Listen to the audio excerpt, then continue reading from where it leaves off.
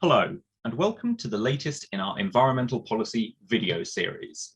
In each of these collections of bite-sized videos, we'll be bringing environmental science insights into the world of policy in 10 minutes or less. Over the course of this series, we'll be confronting a profound reality.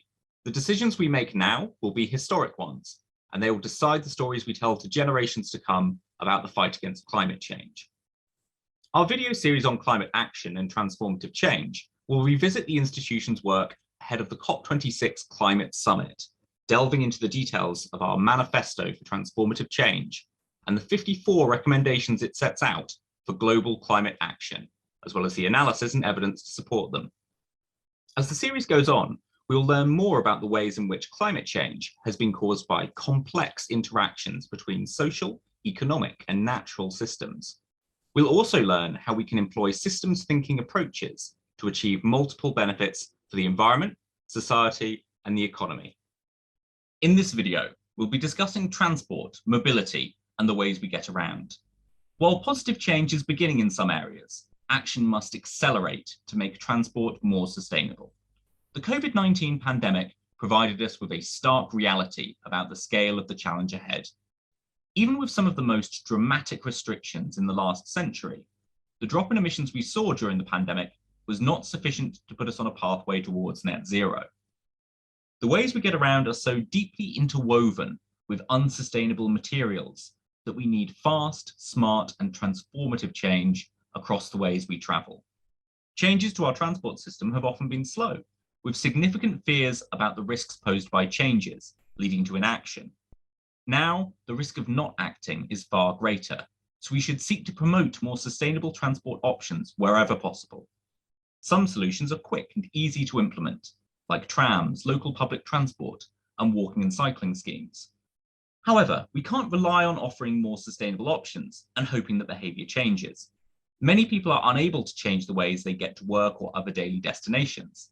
Understandably, cost and time are often the most important factors in how people decide to travel. For some people, using privately owned cars may appear more comfortable or valuable, particularly where a consumer has already paid the cost of the car. Environmental considerations are harder for commuters to visualize, so may be less influential in how people behave. Many people view electric vehicles as a solution.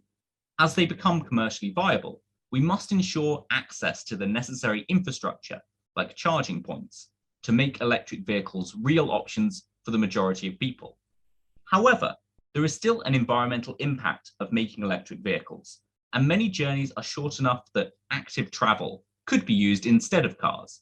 Active travel refers to ways of getting around such as walking and cycling, where there's a minimal environmental cost and additional benefits for health, congestion, and air quality.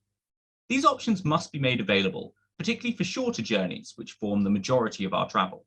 Cycling schemes can improve access, particularly for young people, forming positive habits from an early age.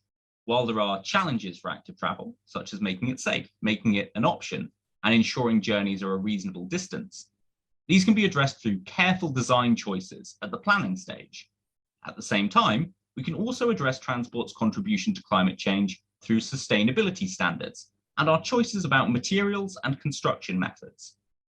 Innovative business models can also offer a solution. In episode 7, we discussed the circular economy, and the same principles, such as cost sharing and community ownership, should be encouraged in transport wherever possible. Government investment will also be needed in some cases to make sustainable travel choices viable. Regulation of the transport sector can also support consumers. Giving people a better understanding of the positive and negative impacts of their decisions, particularly on future generations, will be crucial to supporting behavioural change. We also need to consider the contribution that new transport infrastructure and vehicles are making to carbon emissions. The transition will require new rail links, new vehicles, and new vehicle charging points, often relying on materials like steel, concrete, and plastic, which have negative environmental effects. We need to plan ahead and use alternatives where they exist.